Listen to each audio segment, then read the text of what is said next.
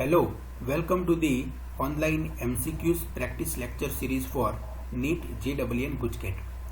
Dear students, currently we are discussing paper solution of GUJCAT 2015. Question number 6. A plane polarized light is incident normally on tourmaline plate. Its E vectors makes an angle of 60 degree with the optics axis of the plate. Find the percentage difference between initial and final intensity. तो बच्चों ये जो question है ये हम मालस law का use करके सॉल्व कर सकते हैं। तो बच्चों यहाँ पे हमें क्या करना है कि initial intensity and final intensity के बीच का परसेंटेज डिफरेंस फाइंड करना है। तो सपोज हम मान लेते हैं कि initial intensity capital I naught है, so let the initial intensity to be capital I naught. अब फाइनल इंटेंसिटी फाइंड करनी है, तो फाइनल इंटेंसिटी हम मालस लॉ का यूज करके फाइंड कर सकते हैं। अब मालस लॉ का फॉर्मूला क्या है, that is I is equal to I naught cos square theta. I naught हमारी इनिशियल इंटेंसिटी है, आई हमारी फाइनल इंटेंसिटी है, तो I is equal to I naught cos square theta हो जाएगा। अब थीटा कितना है, यहाँ पे कितना एंगल बना रहा है 60 डिग्री, तो theta is equal to 60 degree रख दे, तो आई कितना मिलेगा final intensity, I is equal to I naught cos square 60। और इसको हम सॉल्व करेंगे तो हमें फाइनल इंटेंसिटी मिलेगी 0.25 आई नॉट। तो इनिशियल इंटेंसिटी आई नॉट है, final intensity that is I is equal to कितना मिला बच्चों हमें 0.25 आई नॉट मिला। अब क्या करना है, हमें इसका परसेंटेज डिफरेंस फाइंड करना है, सिर्फ डिफरेंस नहीं फाइंड करना है, इसका परसेंटेज डिफरेंस फाइंड करना है ये दोनों का। तो बच्चों याद रखो फिजिक्स में कोई भी फिजिकल क्वांटिटी का परसेंटेज डिफरेंस अगर आपको फाइंड करना है तो क्या करना है, इसके लिए एक फॉर्मूला यूज करना है, दैट इज कोई भी क्वांटिटी का अगर आपको परसेंटेज डिफरेंस चाहिए तो उसकी इनिशियल वैल्यू क्या करना है, initial value minus final value divided by initial value, final divided by initial value multiply by 100। इसको किससे मल्टीप्लाई करना है, 100 से, बिकॉज हमें परसेंटेज में चाहिए, किसमें चाहिए, परसेंटेज में। तो initial minus final divide by initial multiply by 100, ये फॉर्मूला का यूज करके हम कोई भी फिजिकल क्वांटिटी का परसेंटेज डिफरेंस फाइंड कर सकते हैं। तो यहाँ पे इनिशियल वैल्यू कितनी है, आई नॉट, तो आई नॉट रख दो। फाइनल कितनी मिली, I, that is minus I divided by initial that is I naught multiply by, इस पूरे को हम 100 से मल्टीप्लाई करें तो मल्टीप्लाई बाय 100। आई की वैल्यू कितनी है 0.25 आई नॉट, तो 0.25 आई नॉट यहाँ पे रख दो, आई नॉट है। इसको हम सॉल्व करेंगे तो हमें मिलेगा 75%। आई नॉट कैंसिल हो जाएगा तो हमें कितना मिलेगा परसेंटेज डिफरेंस 75%। तो यहाँ पे इनिशियल एंड फाइनल इंटेंसिटी का डिफरेंस कितना मिला, percentage difference 75%। So option C is the correct option. समझ में आ गया, okay. Now next question number 7. Light of wavelength lambda is incident on the slit of width small d. The resulting diffraction pattern is observed on screen placed at distance capital D. The linear width of the central maximum is equal to the width of the slit, then capital D is equal. बच्चों ये diffraction का problem है। यहाँ पे diffraction में क्या होता है, एक सिंगल स्लिट होती है, सपोज मान लो कि ये सिंगल स्लिट है, ओके। सिंगल स्लिट की विड्थ है स्मॉल डी, कितनी है, स्मॉल डी इसकी विड्थ है, और इसकी वजह से जो डिफ्रैक्शन पैटर्न जनरेट होती है वो हम ऑब्जर्व करते हैं एक स्क्रीन पे। किस पे ऑब्जर्व करते हैं, स्क्रीन पे। और ये स्लिट एंड स्क्रीन के बीच का डिस्टेंस कितना होता है, कैपिटल डी से हम डिनोट करते हैं। किससे डिनोट करते हैं, कैपिटल डी से। अब हमें क्या फाइंड करना है, कैपिटल डी फाइंड करना है। क्या फाइंड करना है, ये कैपिटल डी फाइंड करना है।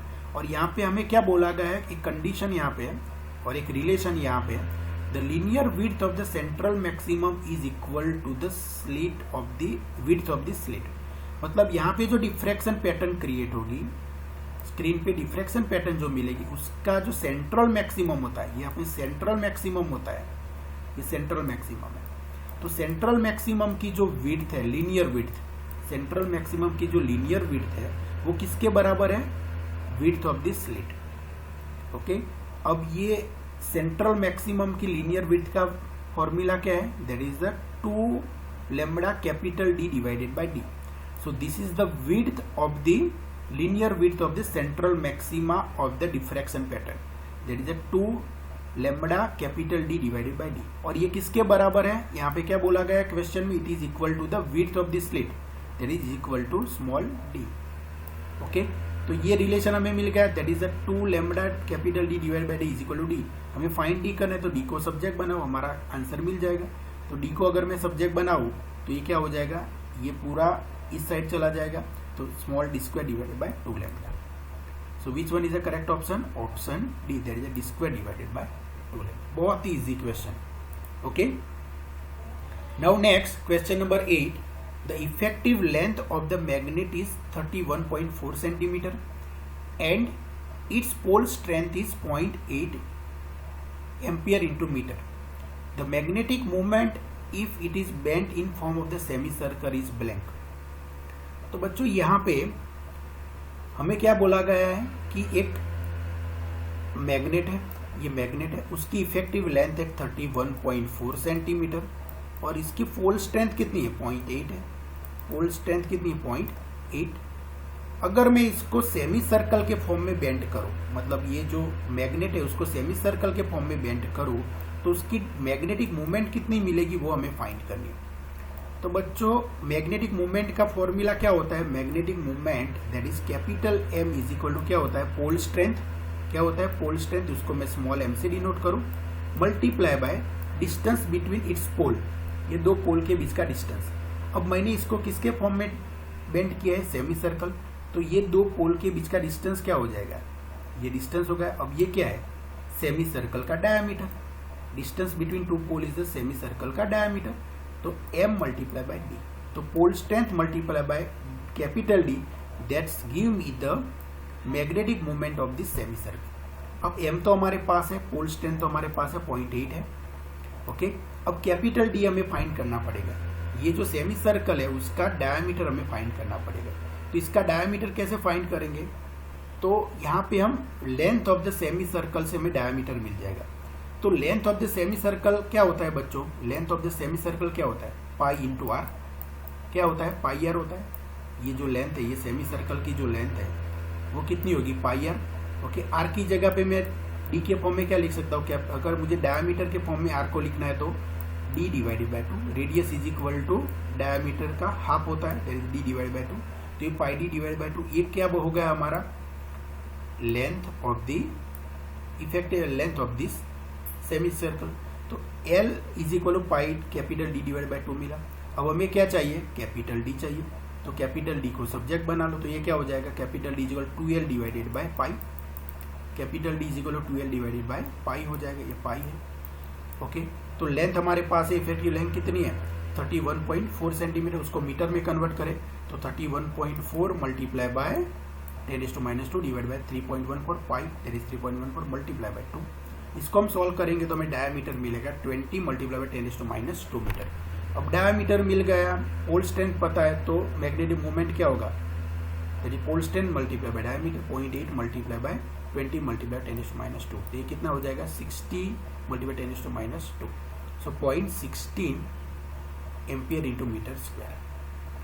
सो which one is the correct option, और correct answer is option number C. समझ में आएगा, okay. Now next question number 9, equal currents are passing through very long and straight parallel wires in same direction, they will attract each other, so correct answer is a. तो मतलब अगर दो parallel very long wires है और दोनों में अगर same direction में करंट फ्लो हो रहा है तो they will attract each other, मतलब उसमें जो फोर्स जनरेट होगा वो एक दूसरे को अट्रैक्ट करेगा। अगर ऑपोजिट डायरेक्शन में फ्लो हो रहा है current, they will ripple each other, but यहाँ पे सेम डायरेक्शन में, तो correct answer is a, attract each other. Now next question number 10, a voltmeter of very high resistance is joined in the circuit as shown in figure. The voltage shown by this voltmeter will be, तो ये circuit है और ये circuit में ये voltmeter जो हमने connect किया है अक्रॉस दिस रजिस्टर, ये 6 ओम के रजिस्टर के अक्रॉस एक वोल्टमीटर कनेक्ट किया है, तो ये वोल्टमीटर का रीडिंग कितना होगा वो मुझे फाइंड करना है, मतलब कितना वोल्टेज ये दिखाएगा वो हमें फाइंड करना है।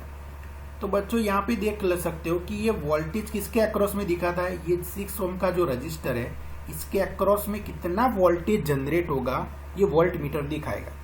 अब ये 6 ओम के रजिस्टर से अक्रॉस में कितना वोल्टेज जनरेट होगा, तो ओम्स लॉ से हम फाइंड कर सकते हैं, that is V is equal to IR। Okay, मतलब ये 6 ओम के रजिस्टर के अक्रॉस में कितना वोल्टेज ड्रॉप होता है वो फाइंड करना है। तो इससे कितना करंट फ्लो हो रहा है वो फाइंड कर लो, 6 ओम से जो भी करंट फ्लो हो रहा है वो फाइंड कर लो। तो करंट मल्टीप्लाई बाय रेजिस्टेंस, वो हमें क्या मिलेगा, इसके अक्रॉस में कितना वोल्टेज वो मिलेगा।